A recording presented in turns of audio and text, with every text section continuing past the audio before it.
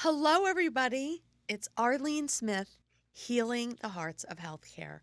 Welcome back. And I am so glad that you're here because that means you are committed to learning strategies on how to heal your heart. From all that suffering you know that you experienced during COVID and probably even every single day as a healthcare worker. So I am so excited to be joined today by a very special guest. I want to introduce Laurie Smith. Now, Laurie is the founder of the 28-day Flow Challenge, and she's also an author of the book Leap with Me, a creative path to finding and following your true voice.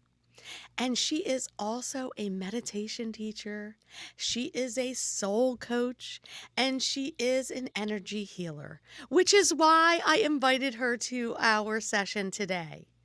Now, Lori, I have been a participant in many of your flow challenges, and you know I am a strong believer that everybody we know needs to get educated on this concept of flow, especially our healthcare workers.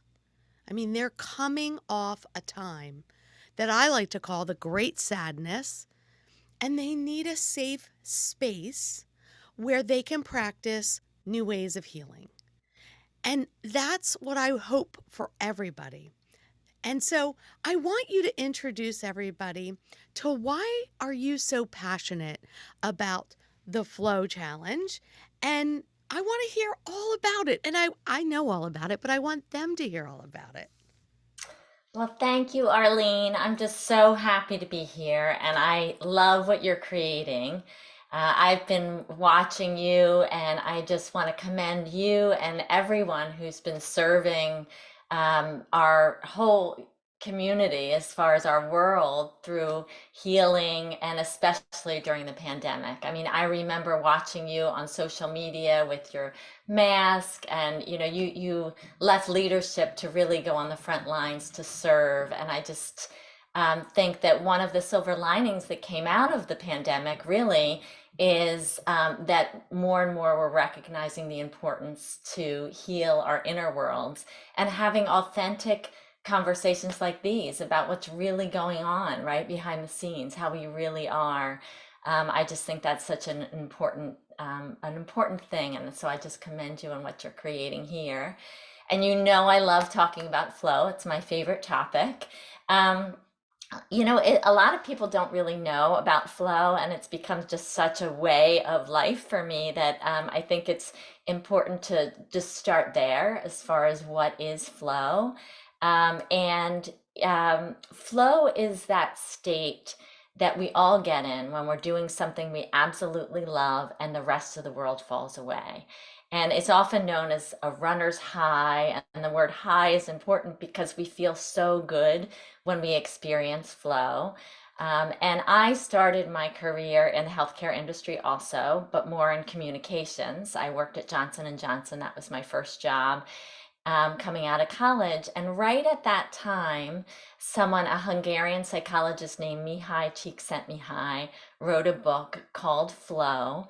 And it was all about this state. And what he discovered was he loved to play chess. And so when he would play chess, he experienced this sort of altered state.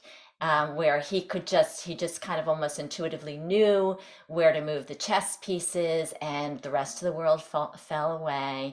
And he got curious about this. So, as a psychologist, he interviewed people all over the world who were at the top of their game in all different things: rock climbing, ballet, art, writers, everyday people who were just recognized as being really special and really good at whatever their job was. And all of them use this word over and over and over again, flow, in all different languages, to describe what it felt like when they were doing what they love to do.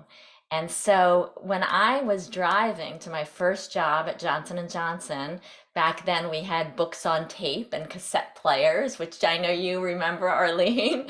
Absolutely. Maybe not all of your listeners do, but I listened to his book over and over again so much that it sort of became um, part of me and the way I looked at the world, because I've always been a writer. And for me, even when I was a 6 year old, I loved to write and I love stories. And so I really resonated with what he was saying. I knew that state. And he didn't discover this state. What he discovered is this is an altered state of consciousness that we all are programmed as human beings to experience simply by doing things that we love. We learn a skill for the first time, and it's sometimes it's difficult, and we're in anything but flow, especially if it's a challenging skill. But then naturally, just as human beings, we're programmed to, once we learn the basics and we do the skill over and over again, we start to experience this state, and it called flow now, which he coined that term. But basically, it's just our own innate way of helping us become masters and better at things. But what I love about flow, after working in communications at Johnson and Johnson, I started my own communications business, and that gave me the flexibility to study lots of different things. And what I discovered was, really, I think one of the reasons I was led to work in the healthcare industry as a writer was because I also had this calling to work with individuals and help them heal, not necessarily as a healthcare practitioner, but as a coach. And so I just started studying all kinds of things. I studied something called neurolinguistic programming, which is called also known as NLP, which is a form of therapy and coaching that really helps people connect with their inner voice and this inner knowing. I studied lots of forms of intuitive healing and energy healing and life coaching, and everything was based on, for me personally, the intention of helping clients connect with their own inner voice, their true self, what I call that soft, still voice within, that peace.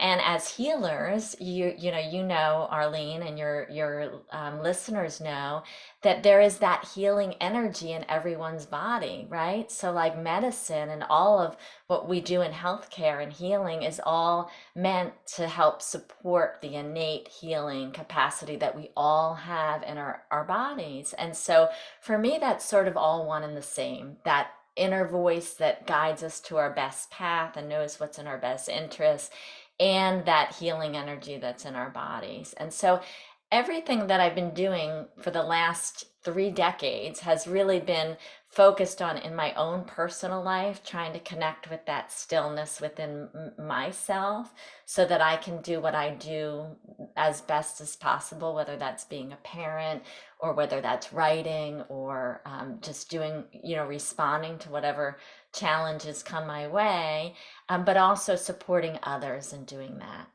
And what I absolutely love about flow, and this is what just lights me on fire about flow and why I feel so called to share flow with others, is that all of the things I studied, all of which I love, teaching meditation, coaching, often they're linked to a formula or a methodology or steps that we need to learn from an expert, or they're associated in some way with a certain, either a belief system or language. For example, in yoga, we talk a lot about, connecting with our inner light. Well, for some people, that language might be really comfortable and just wake up their inner knowing. And for some people, that might be a block, and that just might shut them down. And what I love about flow is it's not linked to anything man-made, it's innate. And I traveled around, my husband and I and my family, we took a cross-country trip shortly after the pandemic, when we weren't flying and we weren't traveling. And I interviewed people that I met along the way, and I explained really briefly, just, have you ever had that feeling when you're doing something you love and the rest of the world just falls away. Yeah. What do you love to do that experiences that feeling? And across the country, all across the country, people instantly had a response. And what I absolutely love is the response is different for each of us. Yeah. And so we all have different activities that we that come to us most easily, where flow comes to us most easily doing. I So would. for me, it's writing, Yeah. but we can experience flow running, and we can experience flow doing anything at all. And Arlene, I loved your first episode of the podcast where you cited Viktor Frankl, Hmm. because I love that book so much. And for those of you, if you haven't listened to that episode, you've got to, because Arlene does such a beautiful job explaining Viktor Frankl's what some of the ahas he had while in the concentration camps. But what there was another story in that book that I love, which was it was right around the same time as the story you shared about him thinking of his wife. But it was also, I think he was digging ditches or he was doing something that was just so, just those we all have those jobs, although, it's just unfathomable what he experienced. But we all have those drudgery tasks. And what I love about the story as he describes it is he's digging ditches, but he's finding ways to make it challenging for him, to make it purposeful for him, to challenge himself to do it a little differently, or to feel the rhythm of the tools as he's working, or to connect with something greater, like the vision of his wife that Arlene describes. And that's such an important message about flow. Is I think a lot of times in this world we focus on achieving big things or reaching big goals or using flow. There's a lot out there, and it flow does do this. It helps us connect with our best selves so we can do our job better than ever before and we can produce amazing things. But what it's also amazing at, and what I am so committed to with my flow challenges, which I'm sure we'll get into in a little bit, but is how flow can be, once we learn to recognize flow, and we often do. We see, our favorite singer-songwriter doing playing a concert, and we can tell that moment that's a performer or an actor or a child or a loved one or a coworker goes from sort of being in the normal state that we all are to kind of slipping away a little bit into their own zone. It's magical to witness. And we know that. That's why we go to plays and concerts, and we love to watch each other in flow. And so that's a great way to get to know and learn about flow, and is watching others and also paying attention to ourselves, because the really important message about flow is that we can experience it not just doing that activity we love, like for me, it's writing, but we can also experience it digging ditches, which Yeah. is what Viktor Frankl described. And we can experience it unloading the dishwasher.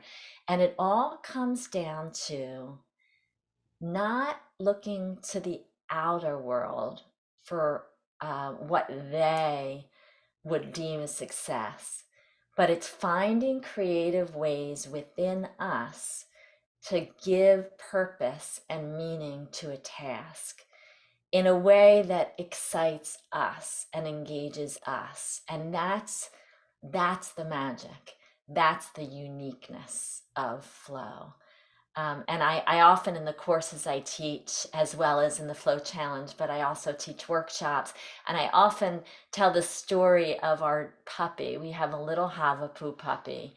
And I wanted a dog that would play catch with a ball. And she's too little to hold any ball in her Right. mouth. And so one day she discovered a ping pong ball, and we have a ping pong table in our garage, and she started playing with it. And she invented this game on our couch where she would take the ping pong ball to the edge of the couch and she'd push it off the edge of the couch and it would bounce, bounce, bounce, bounce. And then it would reach that point where it would get perfectly still. And at that split second, she would take off and she would chase the ball and she would, it would be hard to catch and it'd be bouncing all over and she'd finally get it and she'd run around and then she'd get back to the same spot on the couch and she'd do it all over again. And I love that story because it basically explains flow. Yeah. She's in flow when she's doing that, and she's so joyful and she's so creative and so inventive and so curious about, well, if I do this with the ball and if I do that with the ball, and it's just such a joy to watch. But we all have that, what I've called in my past books and my workshops, the true self. And that's what the work I do has always been focused on, the true self. But now I'm starting to think of it as the flow self, because we all have that inventive, Yeah. curious flow self within us. And if we can connect with that over and over as a habit, and if we can find fun, joyful ways to connect with that self, and find our own unique path to finding flow in every day, I just think it's amazing what can happen. And I've experienced that in my own life. And Arlene, I know you have too. And I didn't even explain how the flow challenges got started. And what they are. But Yeah. basically, during the pandemic, as you all were out there serving and doing such important, valuable, and traumatic work on the front line, I was one of those parents at home that got the email and found out that the kids weren't going to school the next day, and my kids, who were young teenagers at the time, were inundating me with all those questions. Well, why can't they have the sleepover the next night? And Right. do we have to listen to these rules? And I found my anxiety just rising as theirs rose, because we're all interconnected. And I just felt so overwhelmed by the not knowing. And that moment, those first days of just not knowing, right? And that I challenged myself, okay, for 5 minutes, just 5 minutes a day, I'm going to do something I absolutely love doing that gets me in a flow state. And that's how this all started. And so I started writing. I didn't have a regular writing practice, although I've been a writer my whole life. It was a time in my life where other things had come to the forefront. And so I did that. And some days I forgot that I had challenged myself and I was quickly writing for 5 minutes in a journal before I went to bed. And other days I did it. But over time, I recognized how much that was helping me. And let's be honest, some days I wasn't getting into flow doing it. But just the commitment to that part of myself and that joyful part of myself who intuitively knows, as we all do, what brings us joy and creatively knows how to give life meaning, that was awakened. And so I was so excited by how good I was starting to feel and how just that little habit of writing 5 minutes a day was helping me so much that I started telling friends, and friends started telling friends, and that's how you and I got reconnected. And this thing called the 28-day flow challenge has now become a regular thing that I offer on an ongoing basis. And I always offer one. We're heading towards our fourth annual January New Year's flow challenge, Oh, because I yeah. always do one on the 1st of January. And it's just been amazing, the community that has started. And I think an important point is, even when we don't get into flow, if we make a small commitment to ourselves that we do consistently over and over, research shows that that helps boost our self-esteem. Right. And when we do things that we love, like creative hobbies, research shows that that helps boost our mental wellness and has a great benefit on our overall wellness and our overall happiness.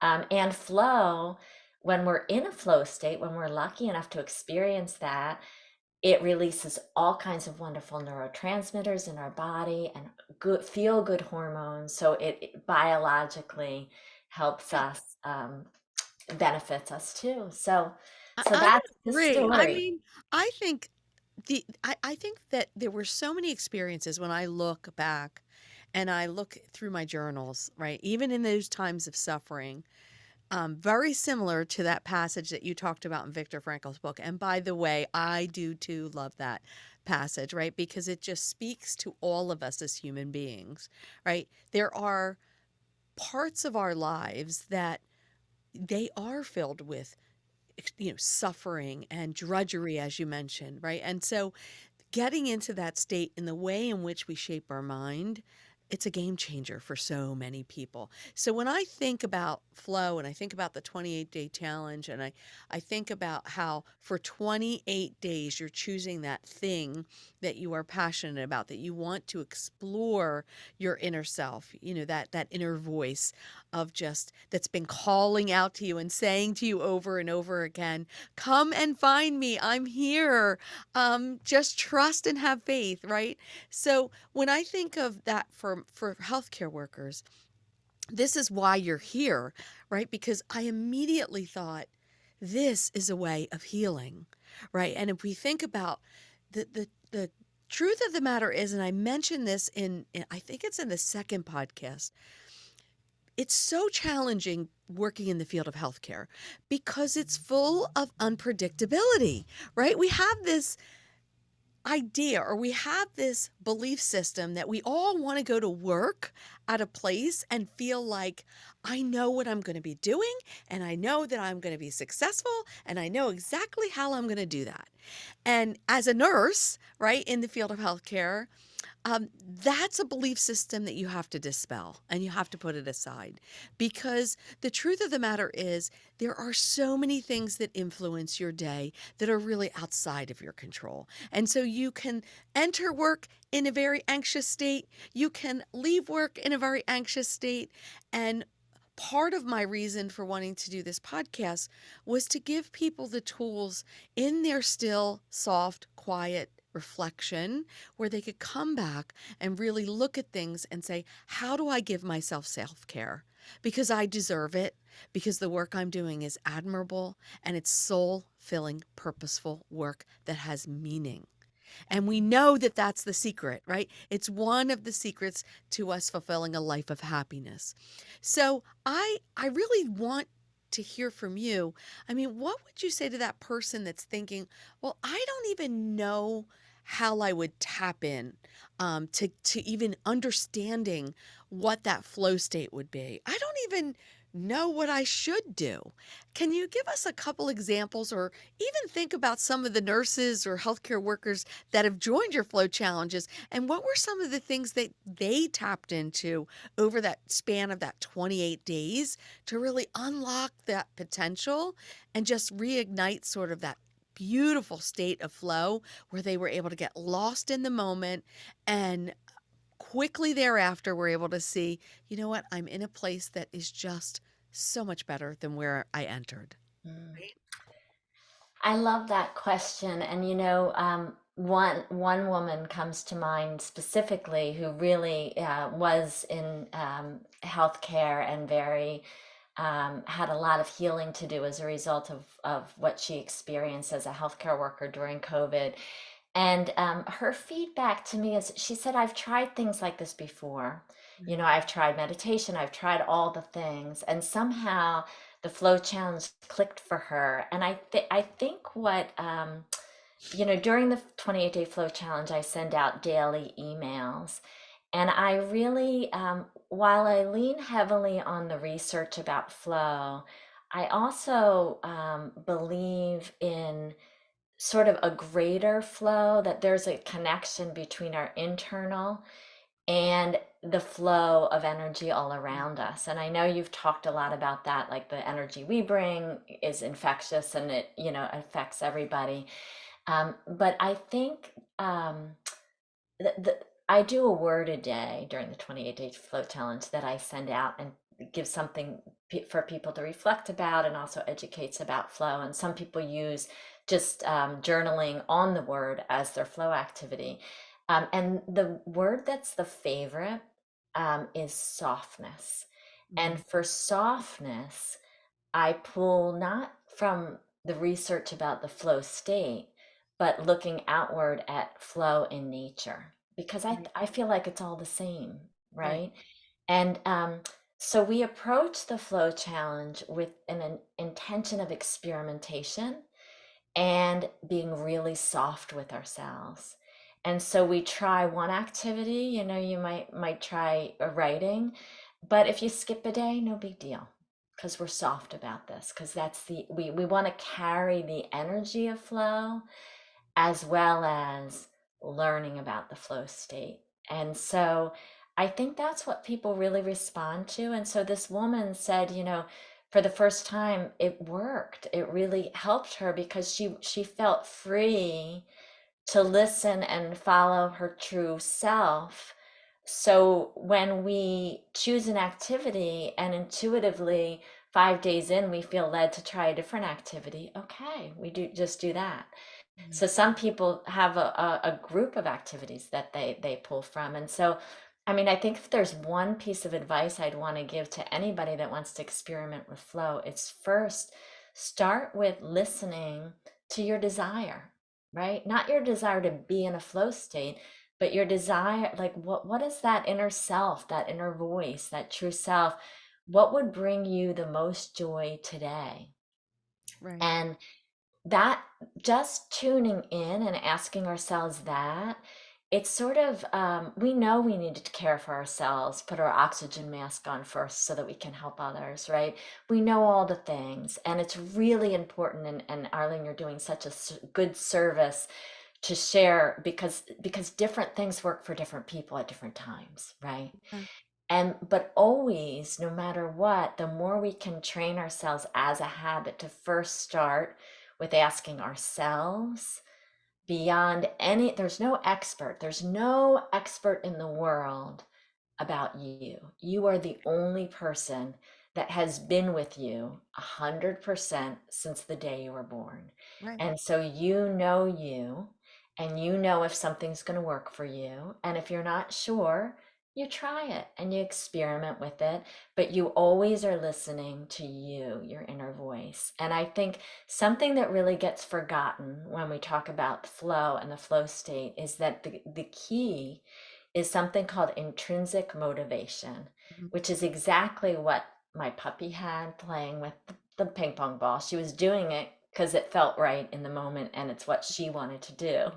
And it's exactly what Victor Frankl demonstrated when he was working, doing drudgery work and finding a way to give it meaning, finding a way to challenge himself to do it better, finding a way to work within the system by leveraging his gifts.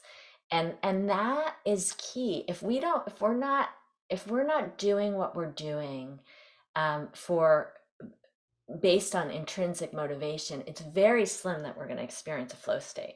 yes, So if we're just doing what we're doing because we want to look good, or we want more followers on our social media, or we want to get a raise, or we have to connect with that joyful childlike energy. And so my advice would be trust yourself.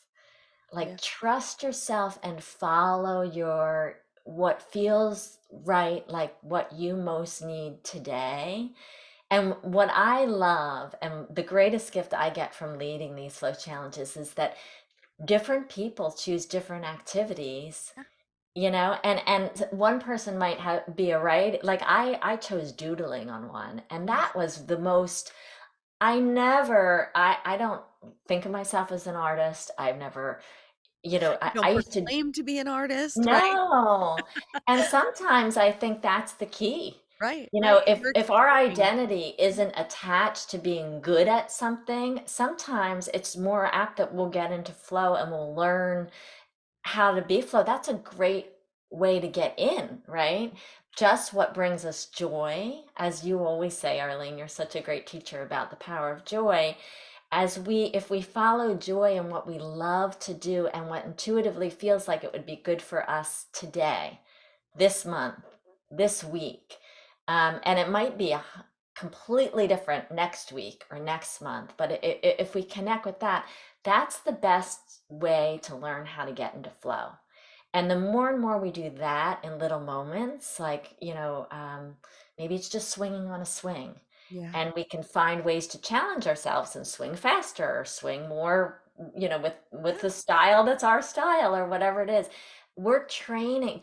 Flow is just like any other habit. Like we know, I used to play violin when I was in high school and college, and my violin teacher would have me do like little exercises to strengthen my fingers, like just, pick up one finger at a time. Um, and it all connects, right? So that we know that our now, thank goodness, we know that our brains, there's something called neuroplasticity, right? And we can Right. change our brains. And we do that with little habits at a time. And so the best way to learn to get into long flow state where we really are connected with our true self and achieving great things and producing our best work, the best way is to ask yourself, what do I really want today? How Right. can I make that interesting? How can I challenge myself to do that a little bit better? Or maybe even instead of better, more playfully, like the puppy. Yeah. And so that's the best way in. And so I think that's why the flow challenge has been so effective for so many people. It's because of it embraces that soft energy of flow, as well as us all as a community practicing flow. Yeah, Um, and I mean, I would say after being a person that's done many challenges, I know you have done so many flow challenges, right? I probably couldn't even count them all. But I think the one thing that resonates with me about those challenges is it really is an individual journey, right? But it's like, in the world that we live in, I mean, the real world that we're living in right now, I feel like even as a mom, as a working mother, I almost need to give myself permission to do things that bring me joy and that are enjoyable. And I wonder sometimes, does my husband feel the same way, right? Is does he struggle with those decisions as well? Because we do have to give ourselves that permission. And it's so incredibly important to be able to be in that childlike state, to be able to relax a little bit and soften ourselves for the day. And I think one of the other things that I truly appreciate about flow and just this whole idea is that it can be done anywhere. So, if someone decides that in the mornings I typically am at my most creative self, that I'm going to practice flow in the mornings every day for 15 minutes and I'm going to set my timer and I'm going to do those things. Then it works magically, right? But the beautiful thing about being a healthcare worker is if you find that you have that moment where you really could benefit from finding yourself in a state of flow. There's nothing to say that you can't do that where you're at on a break, where you're in your car, on the drive home. It's really just making it more flexible and available to you. And I think that's so incredibly important when it comes to people. Now, I know one of the things that I really want to just make sure that you get a chance to talk about is how can somebody really make that commitment? I mean, for some people, especially in healthcare, because I completely can understand and relate to this, I don't even know how I'm going to be tomorrow, right? I just don't even know if I could commit to doing this as a habit over time. Talk a little bit about how you can use flow. And yes, although you're the founder of this 28-day flow challenge, how it doesn't need to be as restrictive, because I have fallen into that habit. And at the end of today's podcast, I'm going to actually share a poem that I created in one of my very darkest times as a nurse serving during COVID, when I really just felt like I needed someone to carry me, and how that experience really translate. So walk us through that. Like if someone really is struggling and they're interested and they're thinking, Okay, I'm going to give this a crack because, I want to heal my heart. I want to be that person where it doesn't matter what happens to me, that I can have those moments of joy and I can experience happiness.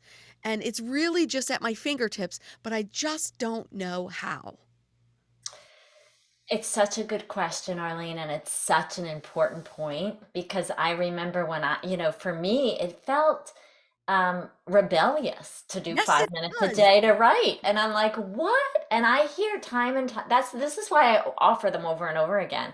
Because I hear from people that say, I've been thinking about joining your flow challenge. I've been thinking about what activity I'm going to choose, but I feel guilty taking 5 minutes because so and so in my life is suffering right now.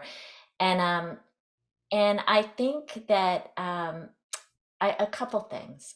One, what I highly recommend is if you're going to do this, um, have a worst case scenario activity for yourself and have it be 30 seconds.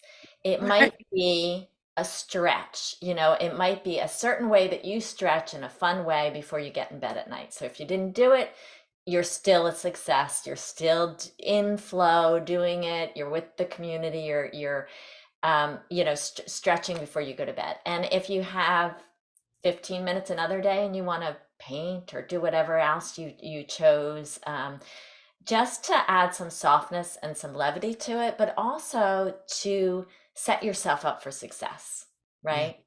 Um, so if you skip a day, it's okay. And we often feel better when we're consistent, right? Yeah. So it doesn't have to look any certain way. We can just stretch. So that's the first thing. The second thing is I think it's really important to know that you're not alone. And we Okay. all feel that. And I don't know why it is either, but I have that. And that's something that I've worked on too, as far as giving ourselves permission to feel joy. And I think it's really important to remember how um, it's good for us. It's like exercise. My hope is that someday, just like we all know we need to drink 8 glasses of water, and we all know that we need to eat our fruits and veggies, right? My hope, and we now, when we were growing up, Arlene, it was radical to meditate, right? Right. And now we all know we should be meditating, Right. right? Right. My hope is that we all know that doing things we love and getting in a flow state is really, really, really good for our brain. It's really good for our mental well being, and it's good for those around us. And there's a ton of data backing this up. So sometimes it just helps to know, like, this is good for me. Experts say I should be doing that. If you need that as a trick, sometimes that's helpful. Yeah, I think playing with it, it's really important to set boundaries. So if you're going to do this, I think it's important to tell people that you live with, your roommates, your family, that you're what you're doing and why. It's contagious. So a lot of It times, is.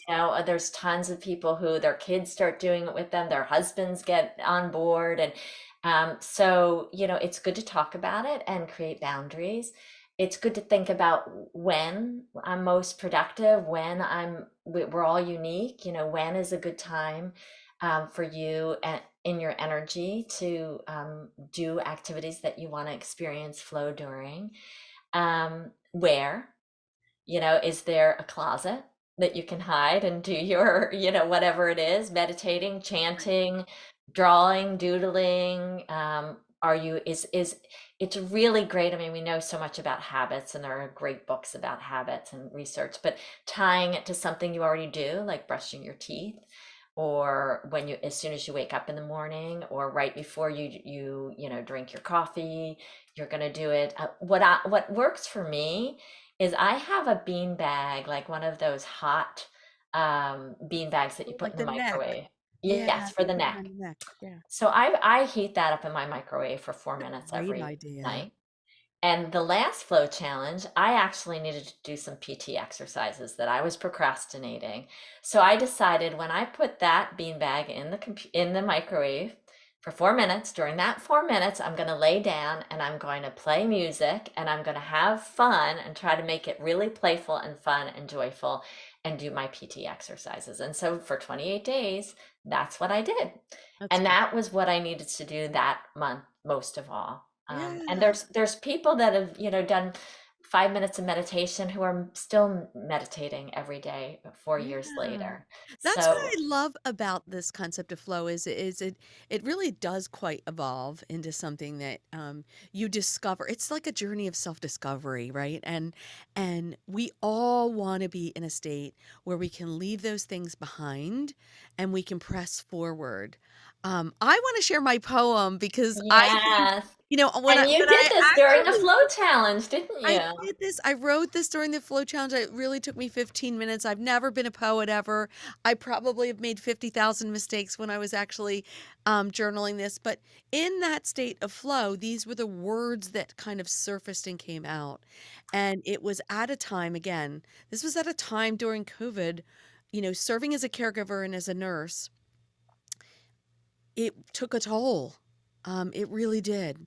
And it was so challenging. So I wrote this poem. I shared it on LinkedIn. Very quickly, people were contacting me. Can I share it? Can I share it? I was like, I don't care what you do with it, right? If it speaks to you, then it serves its purpose. And that's really the message that I want people to walk away from is, this will give you a voice. It'll give you a voice in a way that you might not even know you have. Like I never knew I could have done this. But it's But so meaningful. Arlene, I just real quick, will you describe how, because when you described to me how you prepared, Oh, sort yeah. of what you did, your process, Yeah, I think that's really instructive too. absolutely. And I will tell you the benefits of being involved in these flow challenges, it really unlocked something in me, which was I too love writing, right? So we're in a writer's workshop together with a number of other women, and it really untapped something in me. So for me, it was about really finding that 15 minutes. I would put my earbuds in, I would crank up my praise music, and I would just find very quickly that I was in a state of flow. I could write things, I could just come up with ideas, whether I was sketching it out on my notebook, it really didn't matter. And a lot of the content that I've collected, oh God, over the past 15 years is what is going into this podcast. So this poem has a very special place in my heart. So I'm going to share it with you. And then at the end of that, Laurie, I do want you to talk a little bit about some things that are coming for you. So if people are interested, how they can reach out to you. All right. So this is called The Greatest Thank You. And it starts with, I am so tired, my dear caregiver. Thank you for being here, pouring out your love all over me, like a warm blanket and a giant hug. It was you who made me feel so loved. You are remarkable because you chose to care for me. COVID tried to isolate me from you, but you cared for me, you loved me, you comforted me, you nourished me, you fought for me. Remember before COVID our beautiful times together? If you close your eyes, can you see how it was you who caused my soul to dance?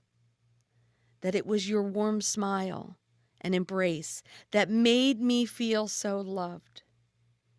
There are never enough words to say thank you. Even the angels in heaven know this. But now, my dear caregiver, I need to comfort you because you're exhausted and you're feeling empty. Now it is time for me to care for you. So when you feel tired, picture me giving you strength. And when you feel alone and overwhelmed, picture me fighting for you. And when you feel saddened, picture all the glorious times you and I had together. And when you feel as if you have nothing left, picture me pushing you forward. So be kind to yourself, my dear caregiver. You were born to care for elders like me. Serve proudly and show the world what I see, pure love. So that was my poem. Um, and I still get the chills from it because I I get to chills. remember the feelings that were associated with that. Lori, before we end our podcast today, tell everybody where they can find information about you if they want to get involved in the Flow Challenge or invite you to come do a workshop or have you come and speak to their teams. I would love for you to do that. Thank you, Arlene. And I just want to say, whew, I got the shivers. I love that poem, and it's such a reminder that that is flow too, right? When we connect, and that's exactly what you're creating here, an opportunity for us all to connect and experience flow. My website is www.lauriesmith, LaurieSmith.com. And on there, that's where you can sign up for my next flow challenge. I always do one in January, and I often do them other times during the year too. And that one's starting soon, the one in January. And I teach workshops. I teach workshops on making your dreams come true, your creative dreams come true. I do private one-on-one sessions. I teach meditation, and I also go into organizations and help them create more flow as a tool for having their employees experience the greatest well-being and contributing at the highest level that they can. So, Absolutely. And that is exactly what we want everybody to do in this earth, right? We all have to work, right? But work has to feel purposeful, it has to have meaning, right? And so if people could get into that state where they could learn, how do I do this on the job? Boy, they would just feel 1,000 times better. Laurie, I just want to thank you for taking the time out and being a guest today, and I honor you and I salute you for sure. thank you. For those of you that are listening, if you don't hear it enough, know that you are loved. And we thank you for everything that you do. And thank you for showing up and for being here and being the person that wants to heal your heart. So join me for our next podcast, Podcast 4, where we will be exploring how to forgive ourselves from all of the trauma that went into what we experienced as healthcare workers. Have a great day, everybody, and I look forward to seeing you at the next podcast.